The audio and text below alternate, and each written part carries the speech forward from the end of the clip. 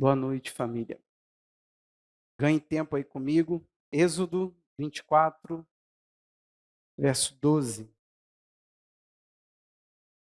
Diz assim: Então o Senhor disse a Moisés: Suba para junto de mim no monte, fique lá.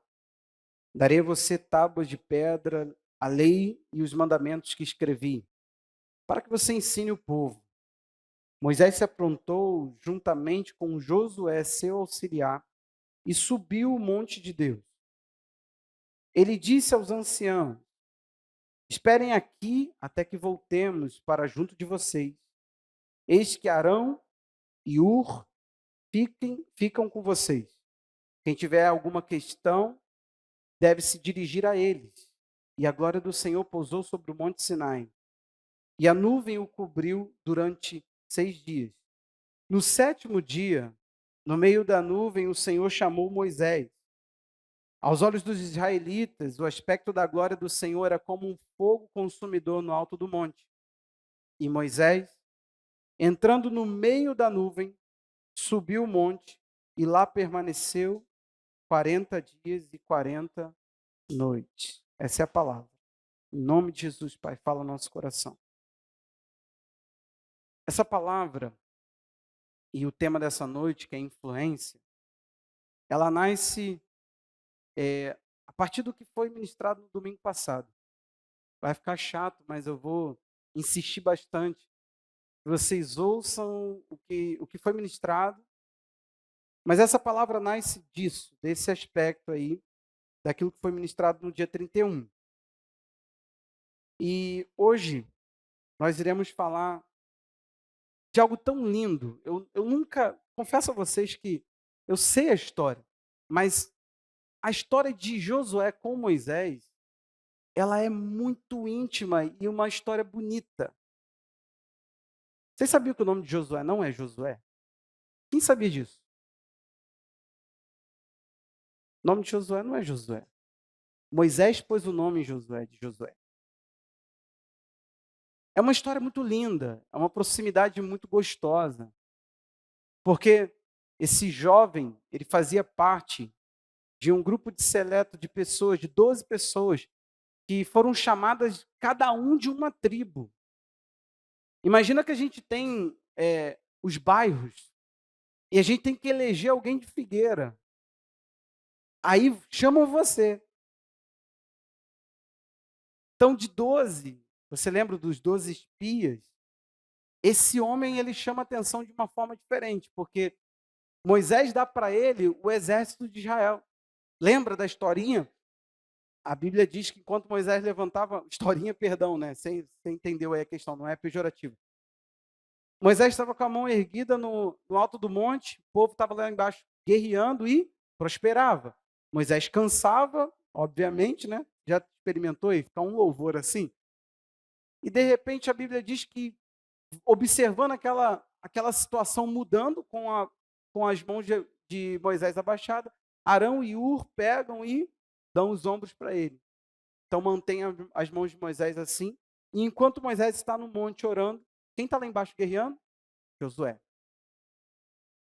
Se não fosse já toda uma questão da importância que Josué ele tem, sabe?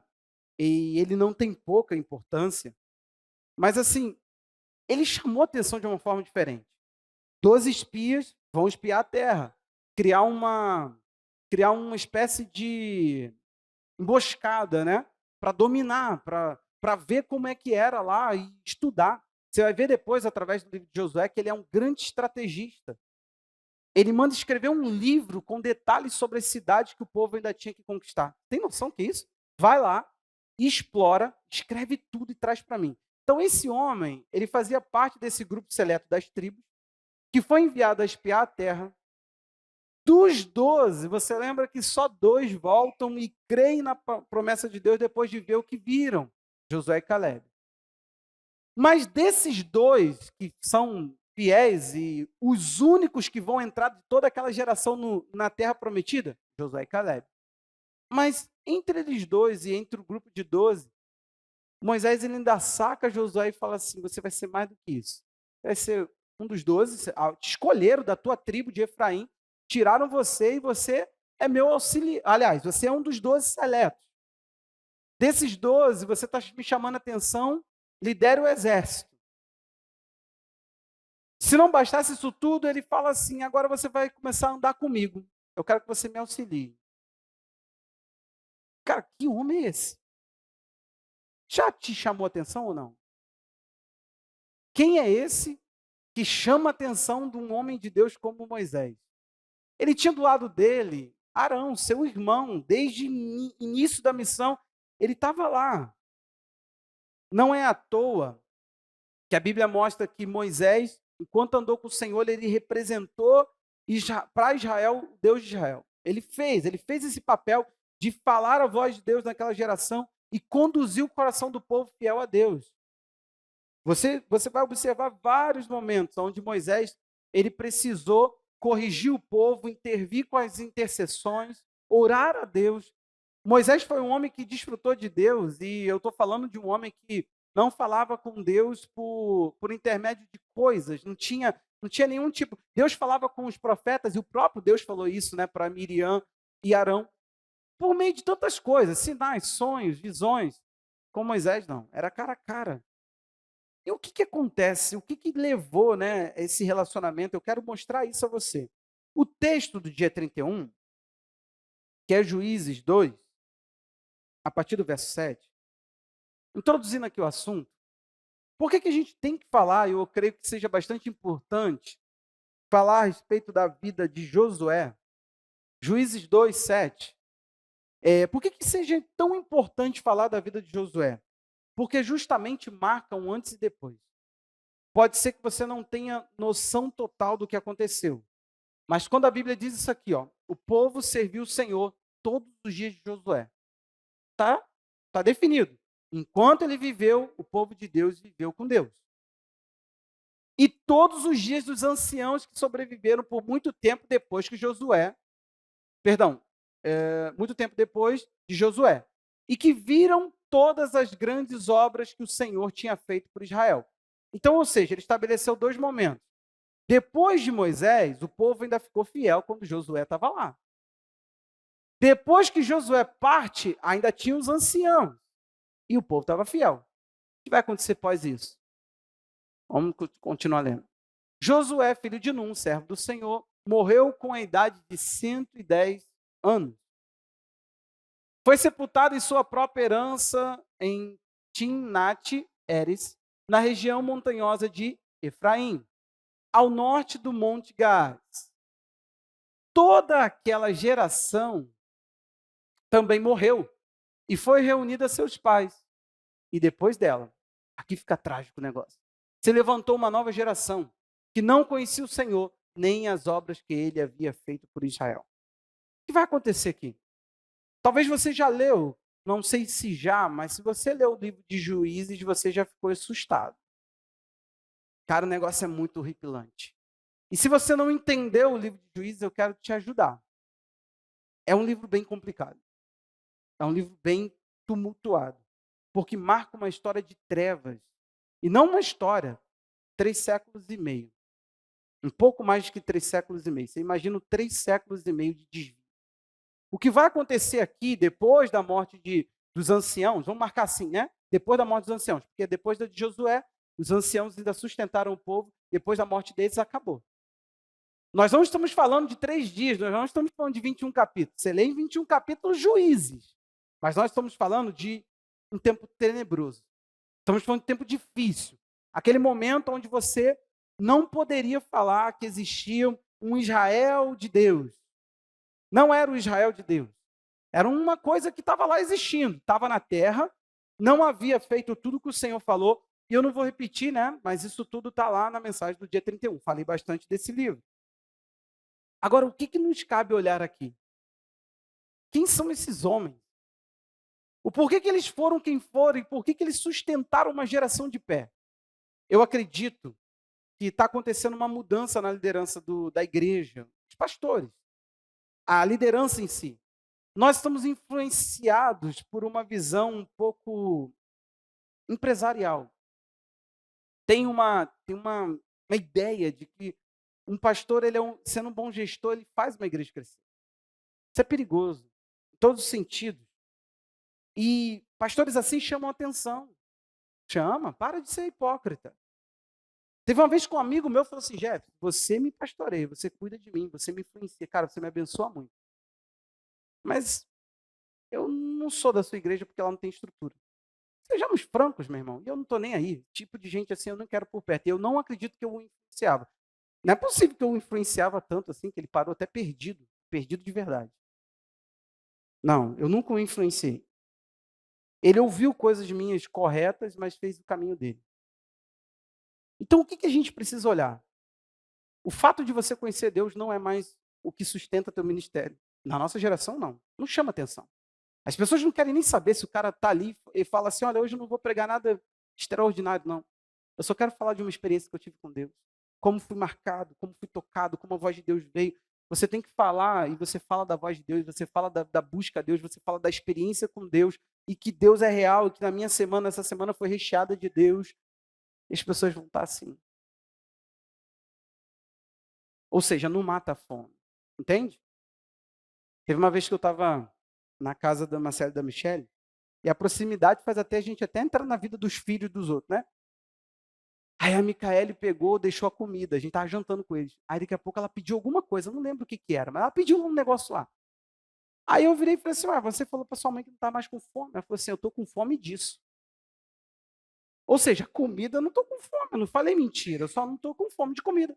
Eu quero comer Danone, eu quero comer biscoito, eu estou com fome disso. Sabe, se a gente fosse igual as crianças, eu acho que seria mais sincero. Eu estou com fome de ter status. Eu estou com fome de ter status. Eu vou fazer parte de uma igreja que não é assim, que não é assada, que não sei o quê, que não sei o quê.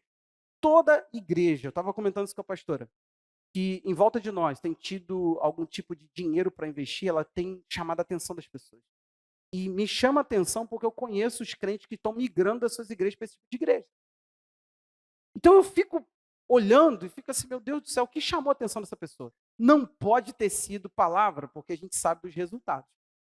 Foi alguma coisa. Tem alguma coisa aí. Tem alguma coisa que não está acontecendo muito bem, muito reto e da forma como deveria acontecer. O que está, de fato, ocorrendo é que a nossa geração ela não está moldada como foi a geração de Josué barra ancião. O que está acontecendo é que a nossa geração não foi ao monte com Moisés. Enquanto o povo estava lá embaixo olhando alguma coisa pegando fogo, eles estão olhando e falam assim, rapaz, o negócio lá está esquisito, né? Que aparência pesada. A Bíblia diz que os anciãos eles estão abaixo, eles são próximos. Só que Moisés fala assim, galera, é o seguinte, a direção é Arão e U, enquanto eu estiver fora, manda, ou seja, toda a questão é com eles.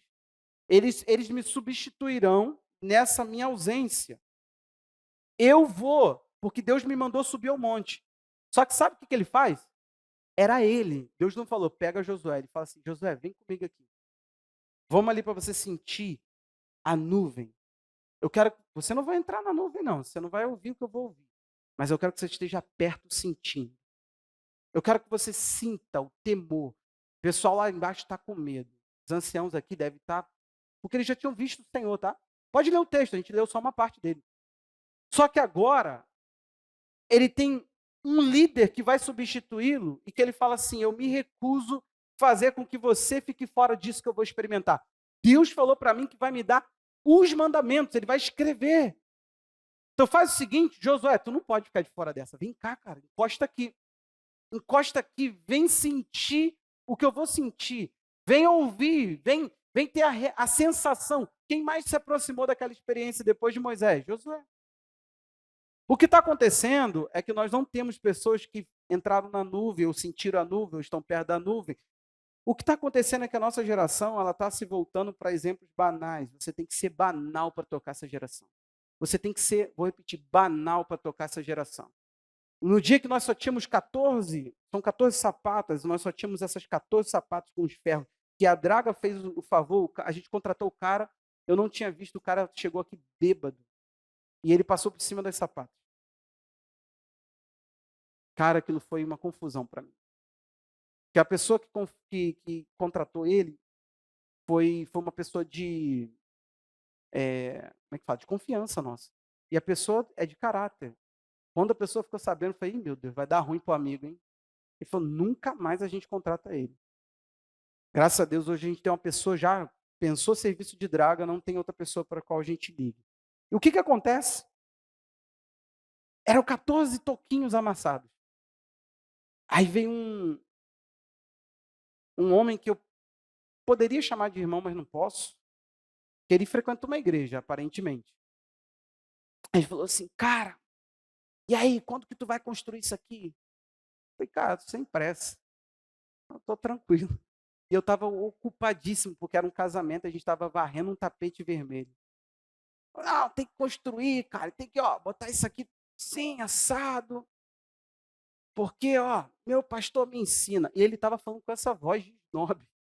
Eu não estou fazendo voz, não. Quando eu faço voz é porque vai por mim. A voz foi assim. Ele falou assim: "Meu pastor me ensina, crente gosta de conforto." Então, meu irmão, deixa eu te explicar uma coisa. Você gosta de conforto? Vá para o shopping. Tem ar-condicionado de graça. O conceito de shopping está tão legal que tem a sala para você estudar. Ou procura uma igreja dessa para você ir para o inferno junto com ela. Agora os meus críticos, oh meu Deus. É, vai confortável. Vai confortável. Vai no ar-condicionado para lá direto no inferno. Eu quero a geração que fala assim: a gente persegue a glória. Entendeu? Eu não estou atrás de gente assim, eu não estou atrás de cliente. O que eu vou fazer? Vou disputar com quem tem dinheiro e sabe lá Deus como. Sabe por quê? Eu estou cansado de ver as coisas e ficar assim, ó. Já falei aqui na igreja, quer o conforto que algumas igrejas em volta nossa têm? Vamos fazer o seguinte: me dá teu carro aqui que a gente vai rifar. Vamos falar as verdades, gente. Me dá teu carro de oferta para a igreja e a gente vai rifar. Faz rifa, a rifa do Senhor, ou sorteio ungido, sorteio da fé, sorteio da alegria. Vamos parar de tapar o sol com a peneira. Grandes eventos que vocês estão aí, que vocês estão olhando e babando, tem muita coisa contraditória, inclusive rifa. Dá uma pesquisada e uma estudada o que seria uma rifa, só para você entender se é uma coisa saudável para uma igreja estar fazendo. Deixo com você essa curiosidade. Meu assunto não é rifa. Sabe o que está acontecendo? A gente precisa olhar que quando Josué foi formar alguém, ele falou: "Entra comigo e encosta na nuvem." Eu quero te mostrar que a influência de Moisés é uma coisa tão intencional.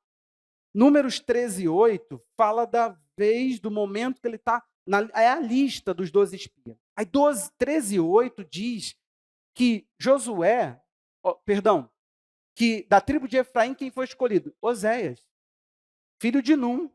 Será que Num tinha 2 filhos e foram 2 da tribo de Efraim? Não, é o nosso Josué. O Números, verso 16, vamos lá. O verso 16 vai nos explicar. Estes são os nomes dos homens que Moisés enviou espiar aquela terra. E a Oséias, filho de Num, Moisés deu o nome de Josué. A influência foi tão grande que ele falou assim: "Vem cá, Oséias, e a partir de hoje eu te chamo de Josué. Para mim você é Josué." Tem uma proposta, tem uma ideia. Vem da mesma raiz hebraica o nome da palavra Cristo, Jesus. Yahvé é salvação. Então tem um apontamento muito profundo aí. E Moisés troca o nome dele. Moisés não troca o nome de Ur, não troca o nome de ninguém mais. Nem o sumo sacerdote é trocado, nem os seus filhos, nem Arão, enfim. Ninguém tem o seu nome mudado. Josué tem o nome mudado. Moisés não queria fazer qualquer um, não era qualquer um. Tinha alguma coisa que chamou a atenção de Moisés. E ele falou: para carregar o que eu carrego, para fazer o que eu faço, para continuar mantendo o que Deus quer, eu preciso de alguém seleto, tem que ser alguém diferente, tem que ser alguém que receba a minha essência, não é decore os meus mandamentos, não é saiba falar dos meus mandamentos. Tem que ser alguém que experimentou Deus. Não é à toa, e falamos disso no dia 31, Êxodo 33:11, mostra para nós que Moisés tinha uma prática. Olha para mim, o tabernáculo, ele era centralizado, gente. Se você olha de cima o acampamento de Israel, você tá no deserto. Se fosse possível a gente olhar, quando você olhasse de cima, o que você veria? Literalmente uma cruz. 3 tribos de um lado, 3 tribos do outro, 3 tribos aqui embaixo, 3 tribos aqui em cima. No meio estaria o tabernáculo de Moisés e a tribo de Levi. Era um mais, né, um sinal de mais. Você olharia assim, estaria essa configuração. O que que isso é importante para nós? Porque o texto diz aqui, ó, o Senhor falava com Moisés face a face, como aquele quem fala com seu amigo. Depois Moisés voltava para o arraial. Porém o moço, Josué, seu auxiliar, filho de Num, não se afastava da tenda. Essa tenda não é o tabernáculo. Por quê? Porque lá no verso 6, se não me falha a memória, vamos lá. Mais um, perdão. Moisés costumava pegar a tenda e armá-la para si, fora, bem longe do arraial. Oh, meu Deus, se o arraial ficava nessa configuração, foi Deus que montou essa configuração. Tabernáculo no meio, 333, 333. Se ele configurou assim, é óbvio que isso aqui não é o tabernáculo de Moisés. Isso aqui é uma tenda do encontro.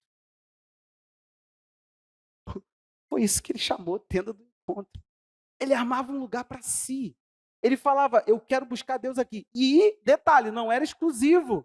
Todo aquele que buscava o Senhor saía à tenda do encontro, que estava fora do arraial. Todo mundo podia acessar. Moisés monta, qualquer um pode acessar. Agora, o Josué, diz o texto, que não se aparta. Ele não sai daquele lugar. O homem é um general lá, um líder do exército. O homem é o preferido do líder, é o que sobe, é o que encosta nas experiências mais profundas. Mas antes disso, Moisés sai da tenda e ele vai se afastando. Ele ouviu Deus e está indo liderar o povo. Quando ele olha, está o cara lá. Imagina, todo dia Moisés entra, Deus, a Bíblia diz que a glória de Deus descia, Deus falava cara a cara com Moisés, dava direção. Quando ele sai, quem está do lado de fora de encostadinho? Josué. Cara, eu quero isso. Eu quero isso. Meu Deus, eu quero experimentar isso. Sabe? Não é mais assim.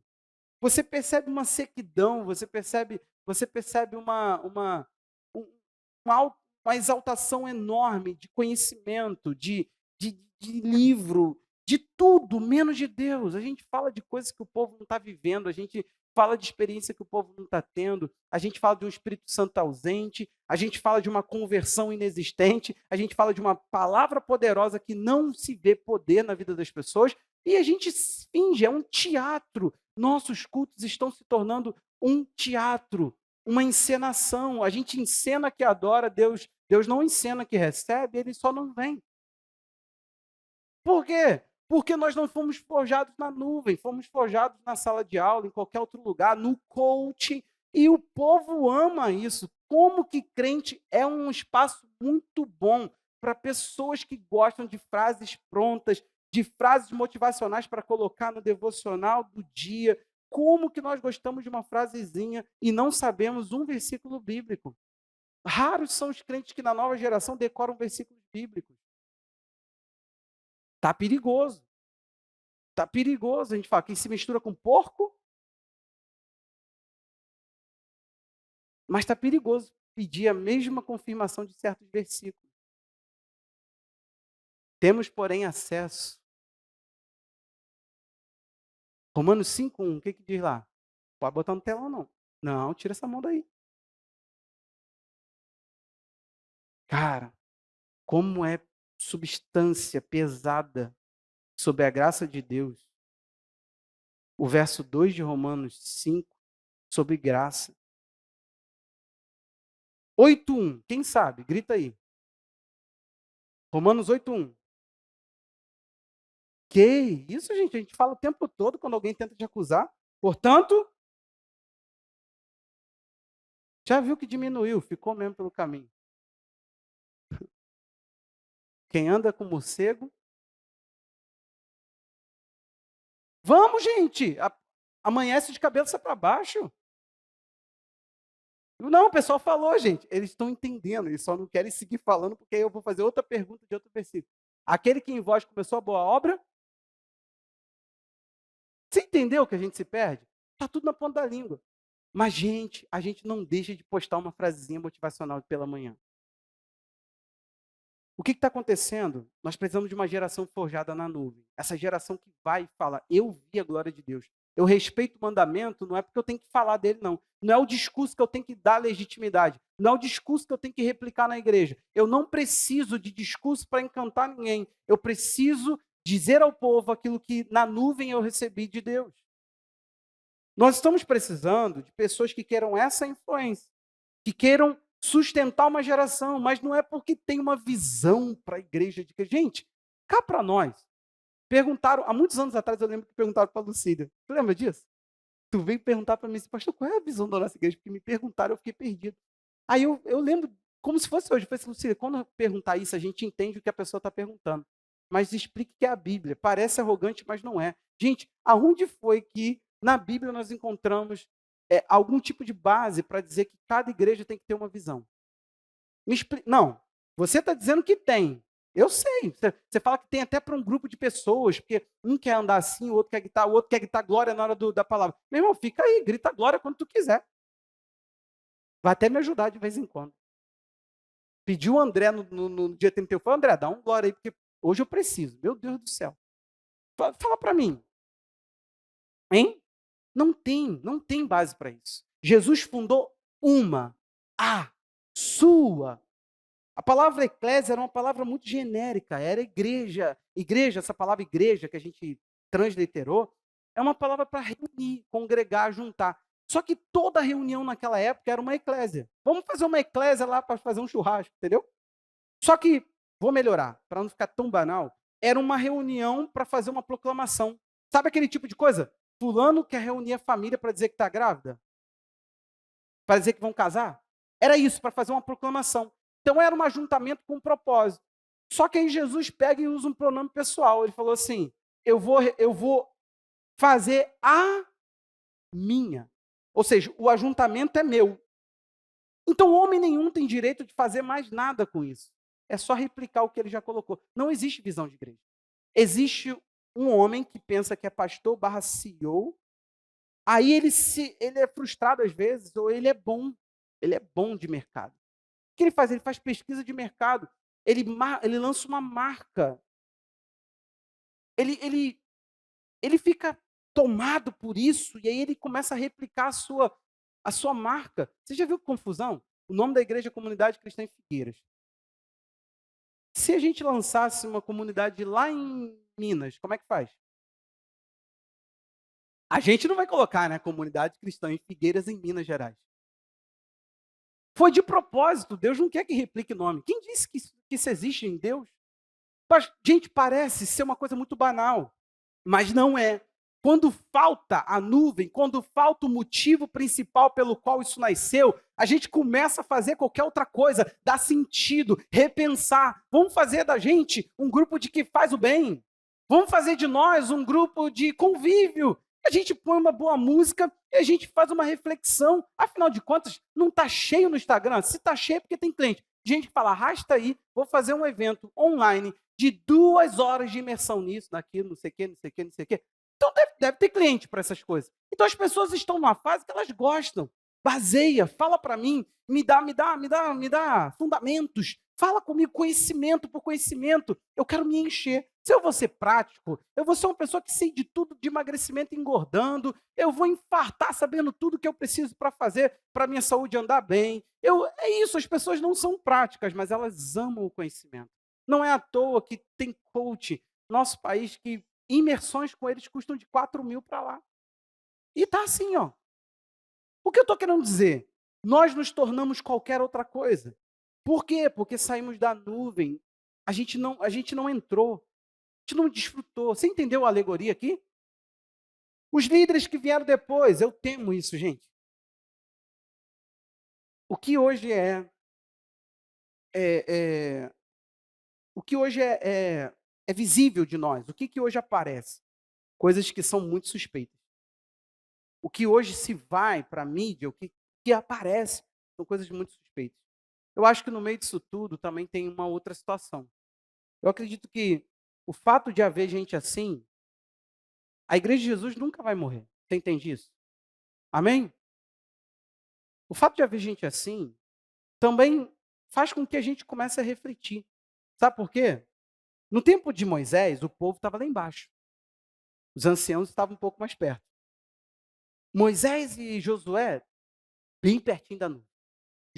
Moisés dentro, né? Depois no sétimo dia, no sábado, Deus falou: entra, horário de descanso, vamos bater o tete a tete. Eu estava ali fazendo umas obras, Moisés, agora a gente vai conversar. É sábado, entra aí para a gente poder fazer a nossa reuniãozinha.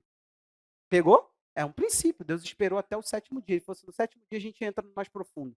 Agora você só vai ver minha glória fluindo e eu estou fazendo coisas. Depois a gente conversa. Espera aí, quando for para descansar, a gente entra no relacionamento. Aí o que acontece? Tá lá, ele chama, vem para dentro da nuvem. Hoje, meu irmão, você não é o povo olhando para o monte e falando: rapaz, tá pegando fogo. O que será que o pastor está disputando lá em cima? Não. Hoje está todo mundo dentro da nuvem. Esse é o problema.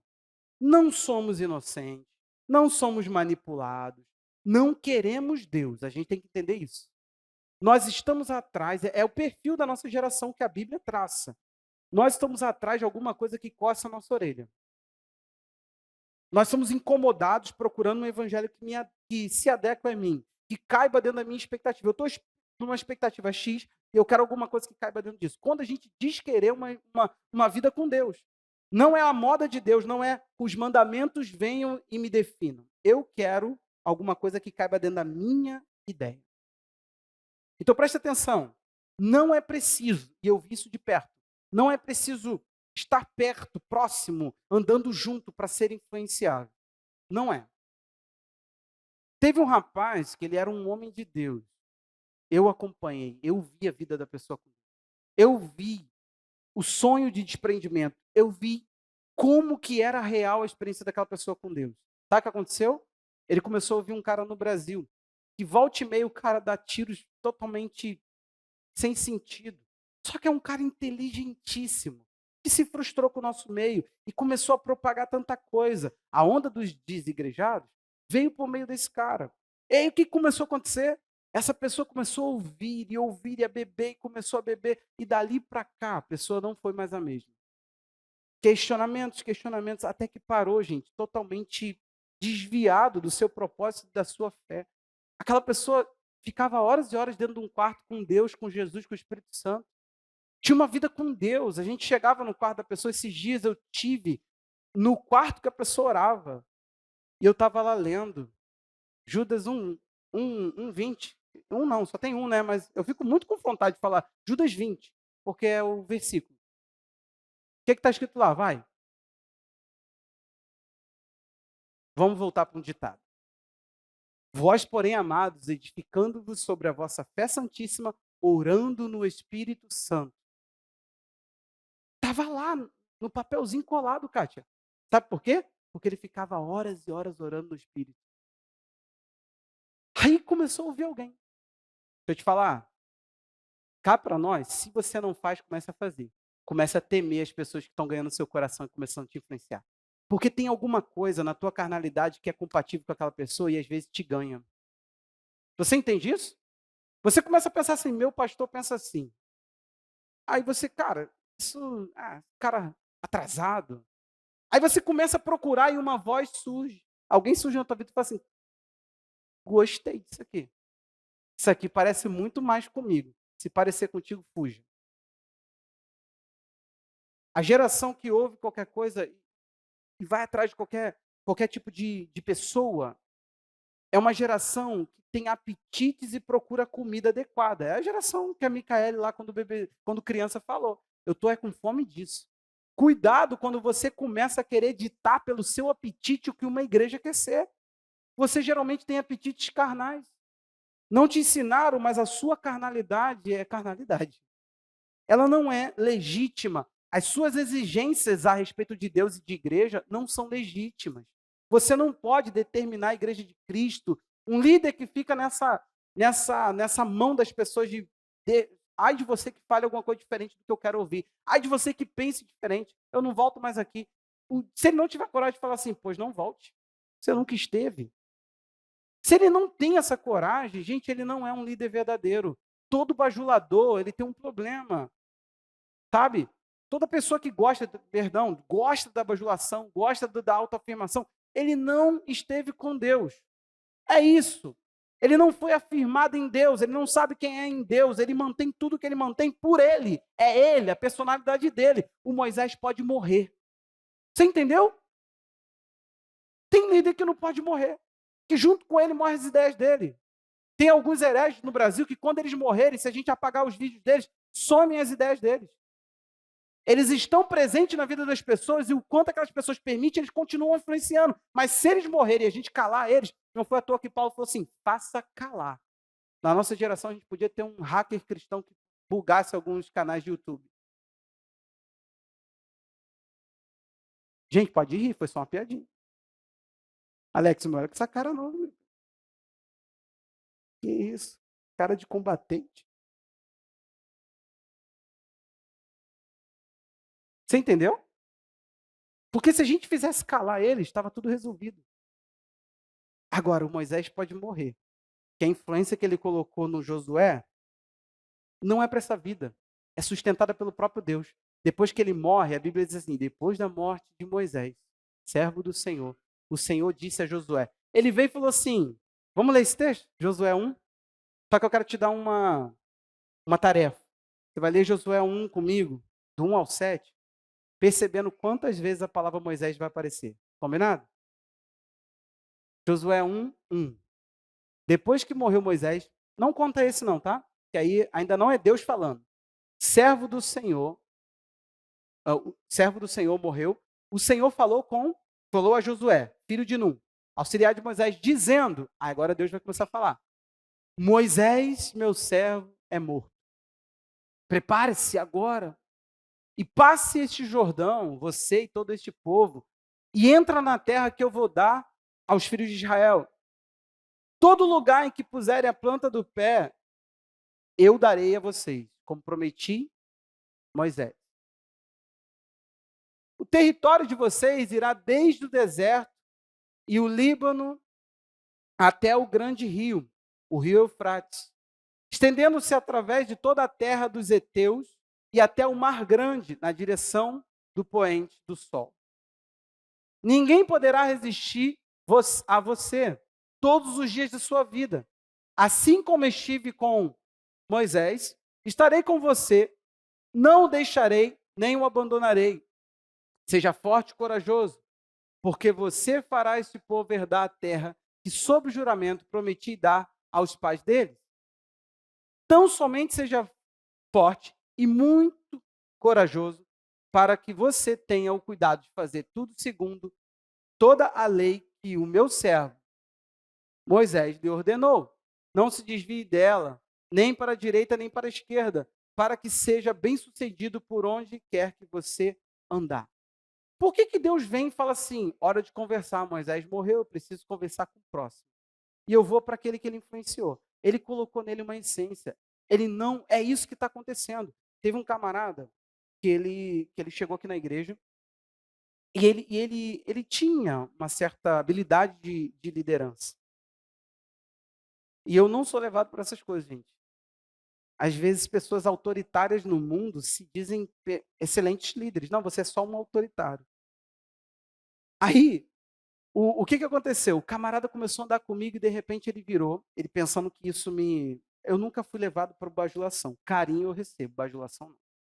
E ele, pastor, você percebe claramente. Ele, olha, você é meu mentor. Eu quero ser pastor e você é o meu mentor. Eu vou ser um pastor igual você. Primeiro, eu sou pastor dele e eu não tinha nenhuma palavra de que ele seria um pastor. Então já começa ficando muito esquisita essa fala dele. Olhei para ele. Aí ele, não, o senhor entendeu? Eu falei assim, cara, entendi, mas vamos caminhar junto. Vamos andar, vamos. Passou um tempo, ele veio e falou assim, pastor. Aí ele trouxe um projeto muito legal aqui para a igreja e a gente começou a dar espaço de trabalho. O cara começou a trabalhar, tal. Só que eu comecei a ver algumas coisas não compatíveis. Até o dia que ele sentou, eu e o pastor, e quis dar uma aula para a gente de que eu deveria ganhar mais pessoas, porque os projetos que eu tinha não condiziam com o que a igreja ganha de finanças, dinheiro. Ele falou assim, pastor, você precisa de dinheiro.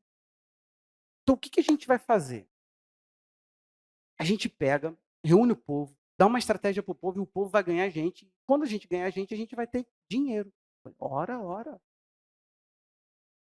Eu não sei o que que ele pensou. Ele, eu sei que o senhor não. Mas é a realidade. Aquele dia eu fiquei meio preocupado. E a gente ia para propor um outro ministério para o cara. Ficamos meio preocupados. Sentei o cara aqui para ter uma conversa com ele e falei assim, meu irmão, eu não invisto em quem eu não acredito. Foi a minha pergunta para ele. Falei, cara, você está com a gente? Tá mesmo? Tem certeza? Aí ele até brincou, né? Tá me mandando embora da igreja? 2 meses depois, eu peguei chikungunya. Por que que isso é importante? A gente estava colocando piso no sábado, tivemos uma formatura aqui na igreja de curso, o cara liderou a formatura. No domingo, eu com 40 graus de febre, já quase delirando, literalmente, não era piada. Estou aumentando? Senta eu, pastora, porque ele me pediu um discipulado 2 meses depois. Ele falou, tamo junto, a gente vai isso, a gente vai aquilo. 2 meses depois, o cara falou assim, eu não encontrei aqui na igreja que eu vim buscar. Estou indo embora. Aí eu falei assim, eu inocente mesmo. Falei, meu filho, olha só, cara. Já que eu estava com 40 graus de febre, falei, e ele está fazendo essa palhaçada, eu achei que não é uma palhaçada, eu não vou ter filtro nenhum. Falei, você quer saber de uma coisa? Cara, o que você está achando, a minha forma de ensinar é essa. Você está achando que vai achar na igreja uma coisa que você só encontra em Deus. É isso. Você não provou o que eu ensino porque você não foi para Deus. É básico assim, cara. Não, o senhor não está me entendendo. Eu falei, cara, também não precisa entender, não. O cara chegou em casa, o primeiro ato nobre foi me excluir do Facebook. Ai, tão fofinho. Você não acha?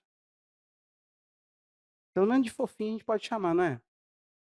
Parece muito com a geração que ia nascer agora. Negócio lindo.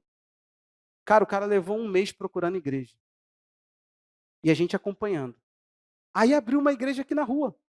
Ele abriu uma igreja aqui na rua e chamou o Cadu para tocar teclado. Tô falando besteira, Cadu? Pode ficar tranquilo, pode responder. 2 meses depois, a igreja dele não deu certo, né? Para a glória de Jesus. E se desse certo, eu orava para fechar. 2 meses depois, não sou poderoso não, mas eu ia propor isso para Deus. Não tem problema nenhum que a igreja feche. O que não falta é a igreja, vai por mim. E a pandemia, para a glória de Jesus, fechou muitas. Gente, fique em paz.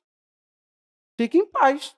Você quer coisa séria? Vai saber do Vinícius que vai para a Índia, com o filho, com a filha dele, recém-nascido, para um lugar que cristão é perseguido e que igreja lá é 5 pessoas. E tem que ministrar malocado, tem que ministrar escondido. Isso é que é igreja, pelo amor de Deus. Aí, olha só, 2 meses depois o cara estava sendo ordenado a pastor. Ele passou um mês numa igreja e já ordenaram ele a pastor. Eu te falo, eu vi o cara. Ele não entrou na nuvem.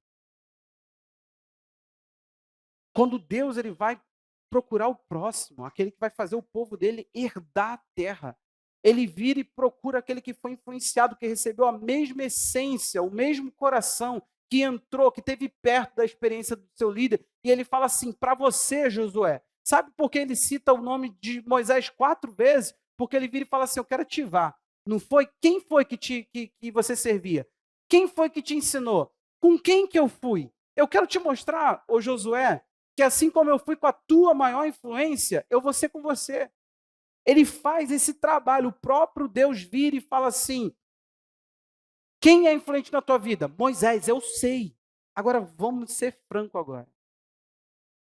Cara, nem precisa ser eu, de coração, com toda humildade, diante do Senhor.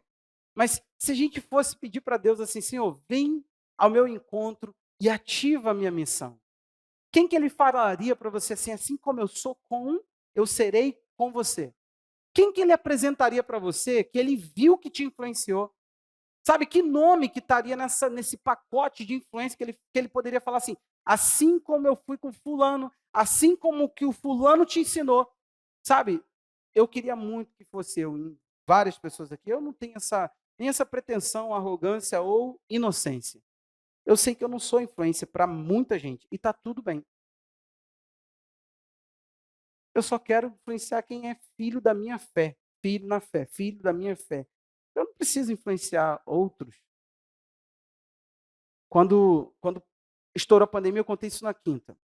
Um amigo meu falou assim, Jefferson, e a tua live? Ele queria me ouvir através da live. Ia ficar lá, né? Como toda igreja estava fazendo. Eu falei assim, cara, não vou fazer live não. A gente pegou, contratamos o Zoom, que é um negócio fechado, e a gente falou assim, envia para quem quiser. Tinha gente, visitante, indo para nossa live fechada. Por que eu fiz isso? Eu falei assim, eu tenho que influenciar meus filhos. Eu tenho que andar com quem anda comigo. Eu tenho que pastorear uma igreja. Agora, o que aconteceu? Gente, tanta gente migrou de igreja porque, sinceramente, a gente tinha capacidade de fazer um super culto online? Se você acha que tinha, eu te envio alguns links, você vai ver que não tínhamos. E está tudo bem.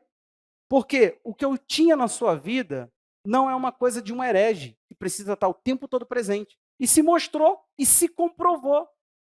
Moisés morre, mas a influência dele fica. Moisés morre, mas a essência continua. Moisés morre, mas o povo segue andando na mesma coisa. Agora, o que acontece se eu começo a fazer minha, eu?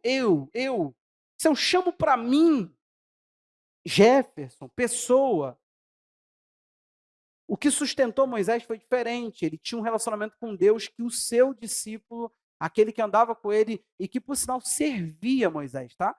Não era um auxiliar, era um, assim, abra a mente para entender, auxiliar mesmo, serviçal. Ele ficava ali olhando e falou assim, cara, que homem é esse? Ele estava perto de Deus e perto do homem, entendeu? E as experiências do homem nivelaram a vida dele. Agora, o que acontece? Se você for talvez apresentar a lista de influência da sua vida, gente, a gente vai dar algumas risadas. Eu vou falar assim, é sério que é só isso que você vai se tornar? Pô, o mundo vai fazer muita falta quando você for, hein? A gente vai dar muito choro. Você já foi em enterro, eu muitos, né? Que a pessoa que parte não era boa coisa? Cara, é muito engraçado, porque os adjetivos que surgem, não surge. Primeiro não surge, às vezes não surge. Às vezes todo mundo fala assim, cara legal, não era? Não era? Você vê que a pergunta não é uma afirmação. Agora, quando é uma pessoa que marca a geração, uma coisa eu sempre faço. Eu olho para trás. Falo, gente, que multidão de pessoas é essa? E eu gosto de ouvir comentário. Eu gosto de ouvir comentário. Quando é conhecido assim, eu fico prestando atenção. Cara, que homem, não é? Quando a pessoa tem uma marca, você não precisa ficar pensando assim. Lembra daquela historinha que a mãe pegou, tá todo mundo lá no enterro do homem, e tá todo mundo falando, olha, ele era um homem maravilhoso, um homem amoroso, um homem de Deus, o homem mais carinhoso que já existiu para mim, ele marcou a minha vida com carinho. A mãe, a viúva pegou, fez assim, falou, filho, vai lá olhar se é teu pai que está no caixão. Porque assim, entende? Vai ter pessoas, gente, que por meio da influência delas, você vai ver o vazio que ela é para o mundo e o quanto ela não deixaria oco a vida, sabe? E eu não estou falando de, pô, alguém vai chorar por você, fica tranquilo, sabe? Quando você vai um filho matou, estrupou, foi preso, a polícia, sei lá, baleou ele, morreu. A mãe vai chorar no enterro desse filho, pela perda. Mas ninguém vai lembrar do histórico dessa pessoa. Essa pessoa não será marcante. Em si, vai ter mãe falando assim lá no fundo, foi uma alívio. É triste. Você nunca vai entender isso. Tem mãe que prefere o filho preso. Você entende? Só que dentro do evangelho, é claro que esses exemplos não cabem. A questão toda é que sua lista de heróis, gente, define muito, mas uma porcentagem enorme. E eu não seria aqui leviano de determinar quanto, mas o que você é e esses resultados que você tem, sua lista de herói explica muita coisa.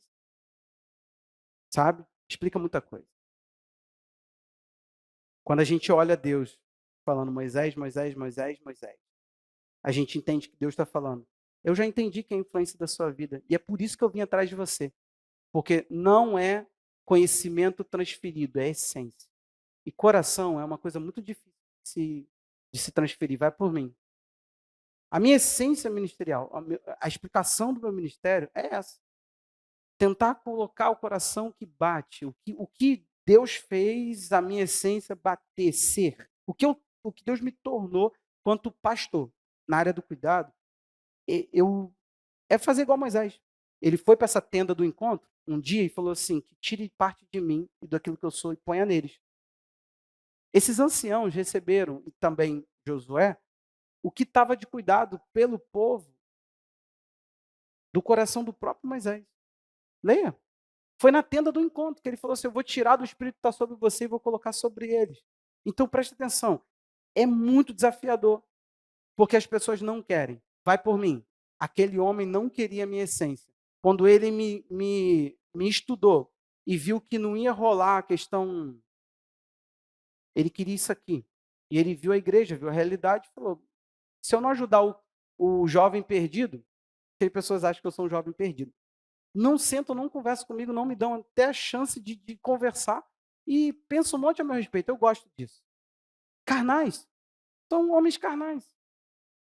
São homens carnais. Eu nem perco minha coisa me explicando. Agora, sabe de uma coisa?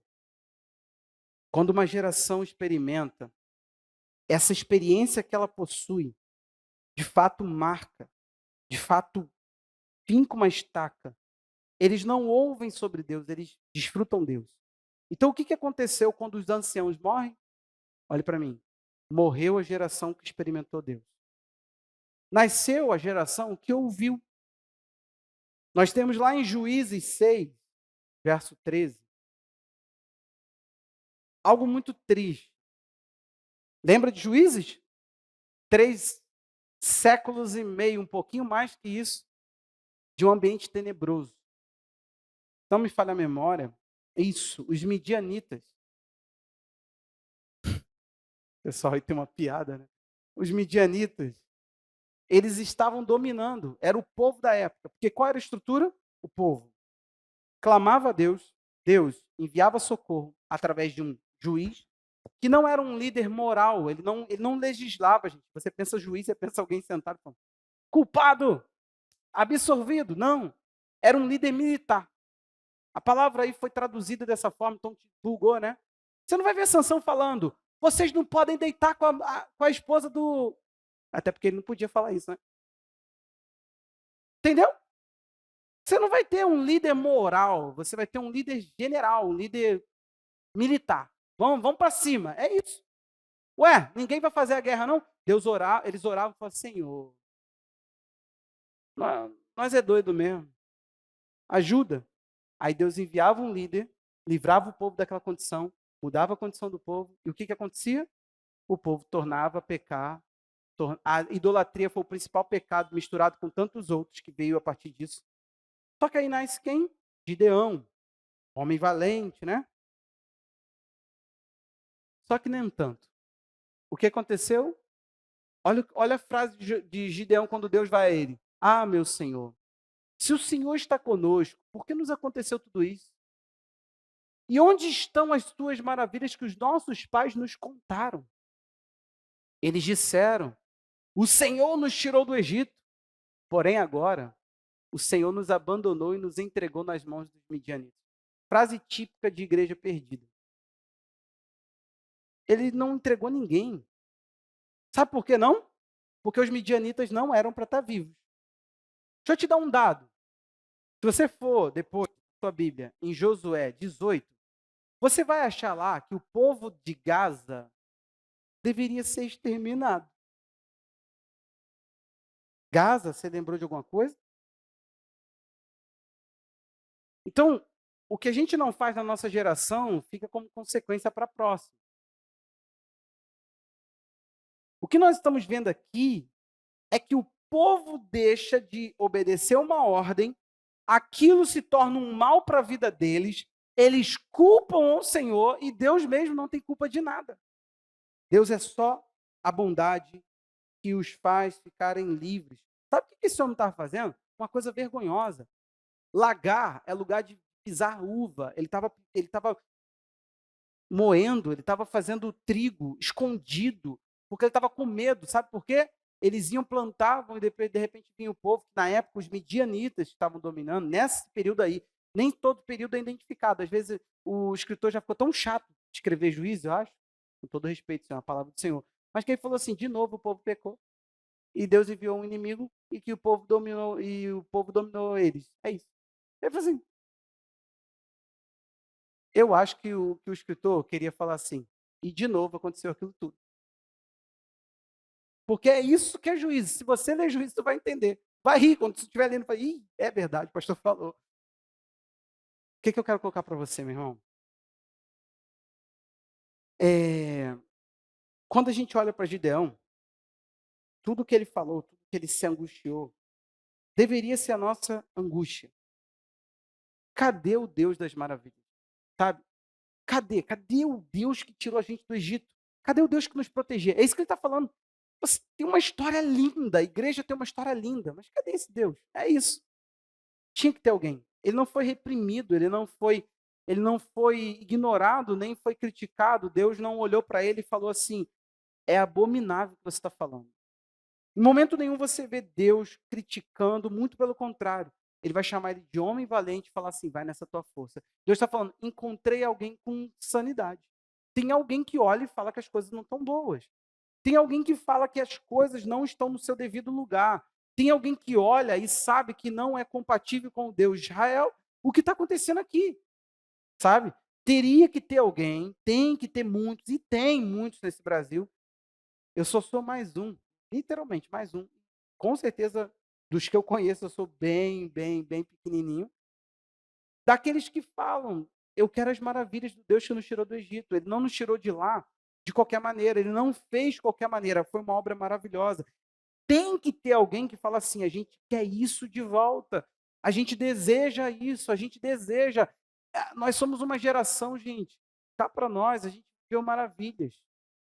Literalmente, não é blefe, não é palavra de pregação, eu nem estou te empolgando, você está entendendo? Olha o meu tom de voz. É de propósito, para não gritar, é para não falar quantos aqui viveram maravilhas, extasiar você e deixar você confuso. Já levanta a mão porque está todo mundo levantando, é igual futebol.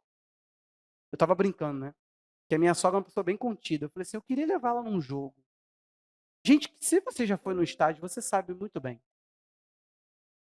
Você abraça uma pessoa suada do teu lado, depois tu pensa. Sabe? Não é assim? Cara, quando o alambrado de São Januário rompeu, eu conto isso para a igreja, eu estava lá. Não deu para entender, sabe? Me puxaram, eu não entendi, porque foi no início do jogo. Então não tinha acontecido um gol, a gente está lá. De repente eu fui puxado, porque alguém tentou se segurar. E o meu padrasto me puxou do outro lado. Senão eu tinha. Não ia cair lá dentro no campo, mas eu ia cair algumas. Porque um foi segurando o outro, tentando se segurar, e o pessoal foi e varou lá dentro. Muita gente machucou. Mas é interessante que na hora que pegam na gente, você não identifica. Você está ali, ó, na muvuca. Às vezes a igreja é meio que isso, sabe? Tem gente indo no. Por quê? O trem, outro exemplo perfeito. Fomos para um evento lá em Santíssimo. Nós dois e um casal que era da igreja. De repente o trem parou e eles estão assim, ó. Parou. Gente, eu vi a minha esposa fazer assim e o casal foi também. Eu fiquei congelado. Eles falando, vem, e eu falando, sai. Eu ganhei, né? Falei, sai, sai todo mundo. A gente vai se atrasar. Vem, vem. Eu falei, como? Eu não vou. Mas, gente, era tanta gente que foi assim, ó. Eu não gosto desse. Não do trem. O trem tem nada. Também não gosto, não. Quem vai gostar do trem desse, né? Ou sou? Um trem desse não é nada bom, não. O que eu quero chamar a sua atenção é que você não tem que estar levado, sabe, pela muvuca, pelo oba-oba. Tem que ter gente que raciocina. Cara, aquela geração estava bem, tudo sendo roubado, tudo sendo perdido, um povo escravizado, um povo idólatra. E todo mundo assim, ó. Deus procura, há de ter alguém que não está compatível com isso tudo. Há de ter alguém que diz, isso não é. O que a gente ouviu que era. Você entendeu? Foi o melhorado, dona Tânia, porque depois também vai dar tudo no mesmo. Vai dar tudo no mesmo. Esse homem ainda vai ser o melhorado, porque ele vai tirar os deuses estranhos da própria casa do pai dele. O cara vai chegar lá, prum, pá, pá. vou mudar tudo. Então esse homem vai ser o melhorado, não é à toa que ele é lembrado. Mas é só melhorado. O povo vai voltar a fazer tudo de novo. Não tinha ninguém que tinha uma experiência com Deus capaz de tocar uma geração. É isso que Deus está querendo levantar aqui.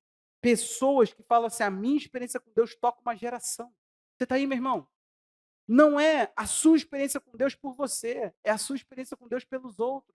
As pessoas têm que saber que o Deus que você ora responde você. As pessoas têm que ver que você não anda com Deus porque você assimilou uma religião. Pelo amor de Deus, você acha mesmo que o que está na Bíblia é capaz de ser vivenciado se a gente entender que isso é uma religião? Deus me livre. As religiões são leves, gente. São de sacrifícios humanos. O que o Evangelho pede é sobrenatural, é transformação. Não existe isso em nenhum poder de ritual ou de qualquer tipo de celebração que as religiões fazem. Toda religião tem formato, o Evangelho não possui. Quando Jesus foi tentar explicar quem é nascido do Espírito, olha como é que é profunda a explicação de Jesus. É igual o vento. Não sabe de onde vem, nem para onde vai. Assim é todo aquele que é nascido do Espírito. Explicou tudo, né? Ele está falando, tá aí, o vento não está aí? Você não vê que tem vento, né? Você não vê o vento passando? Você sabe para onde ele vai? Você sabe de onde ele vem? Você sabe o caminho do vento? Você tem como orientar? O vento está ventando para cá, agora ele está ventando para cá. Ele está falando, então, tem coisa que dá para ver, está aí, perceptível, mas não explicável. O amor de Deus não se explica, a paz de Deus não se explica, a Bíblia diz isso. Como é que eu posso conhecer a paz de Deus que excede todo entendimento? Como é que eu conheço algo que não cabe no entendimento? Explica isso aí, gente. É maluquice. Nós não somos uma religião. Você tem que entender isso. Nós pregamos um relacionamento com o Deus Todo-Poderoso.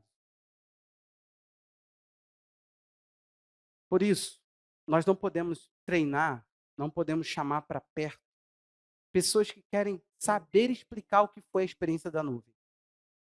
Pastor, me ensina a falar das tábuas que saíram da nuvem. Entendeu? Não pode ser isso.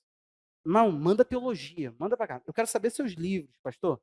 Me fala da sua biblioteca. Provavelmente você vai ficar muito decepcionado, porque eu não vou falar nada disso com você. Se eu observar que é isso que você quer, de você eu vou fugir. Porque eu não quero te ensinar a manipular. Explicar o que você não experimentou. Tentar falar de um espírito que você nunca ouviu a voz dele. Nem no seu espírito, nem numa impressão, nem numa voz audível. Você nunca teve uma experiência com Jesus e quer o quê? Explicar Jesus? Está pensando que Jesus é o quê? A nossa religião não tem um lugar onde você estuda ela, entende, domina e começa a falar dela. Ela é inexplicável. A nossa fé é inexplicável. É experimental. E se a pessoa não tem essa experiência, ela não vai entender. Um dia Jesus contou tudo o que era a vida com ele, o pessoal falou, não quero mais andar com ele. E falou assim para os 12, quer ir também? Eles falaram, para onde a gente vai? Sabe qual foi o discurso de Jesus? Tem que comer de mim. Tem que sentir o gosto, o sabor de mim, da minha carne e do meu sangue. O pessoal falou, que maluco esse cara. Que história é essa de comer de mim? Ele falou assim, a palavra que eu estou falando, tua carne não vai aproveitar nada. Como é que a carnalidade aproveita a palavra hoje? Fui numa igreja, a pregação foi toda para mim. E a pessoa não muda de vida. Não, me ajudou muito, melhorou muito. Agora eu tenho um ano que você vai ver. Ó, aquela palavra lá. No final, todo final de ano eu vou para a igreja, porque lá eles falam de parada que prevê o futuro. Ah, gente, compra jornal. Teu signo, qual é? Então, vai lá ver se tu tem que andar de azul, de verde, fluorescente, de... Nós só temos orientação para aqueles que andam na nuvem. Aquela geração que ficou lá embaixo, sabe o que teve que acontecer? Todo mundo teve que morrer. Ele falou assim, não dá para levar eles para onde eu quero. Eles não podem provar a experiência de ver toda a minha glória. Eles não podem ter a terra que eu tenho.